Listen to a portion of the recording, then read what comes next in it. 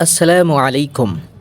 কোরবানির পশু কেনার পর যে কাজগুলি কোনোভাবেই করবেন না এবং এই কাজগুলি করলে আপনার কুরবানি কবুল নাও হতে পারে। তো চলুন একে একে জেনে নেই কোন কোন কাজ করা যাবে না।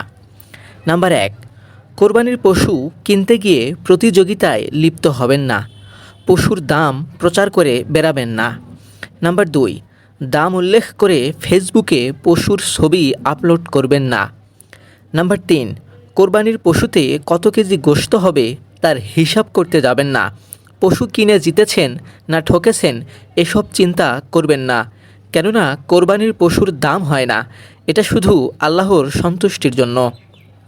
নাম্বার ৪, কেউ পশুর দাম জানতে চাইলে বলুন, আল্লাহ যা সামর্থ্য দিয়েছেন তার মধ্যেই কেনার চেষ্টা করেছি। নাম্বার ৫, কোরবানির পশু কেনার পর বাজার দর যাচাই করে এ নিয়ে অহেতুক আলাপে যাবেন না।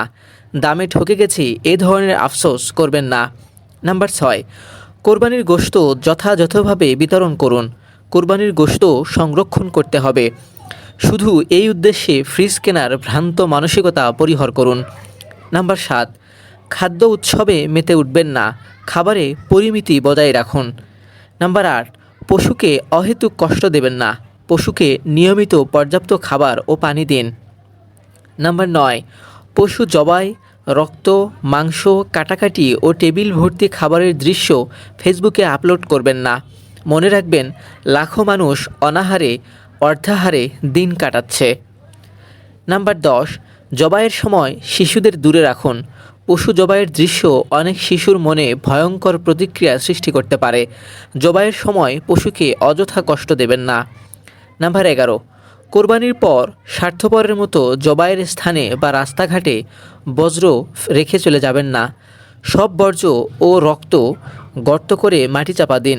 রক্ত ধুয়ে ফেলুন ও ব্লিচিং পাউডার ছিটিয়ে দিয়ে পরিবেশ সংরক্ষণ করুন, অথবা সিটি কর্পোরেশন কর্তৃক নির্ধারিত স্থানে বর্জ্য রাখুন।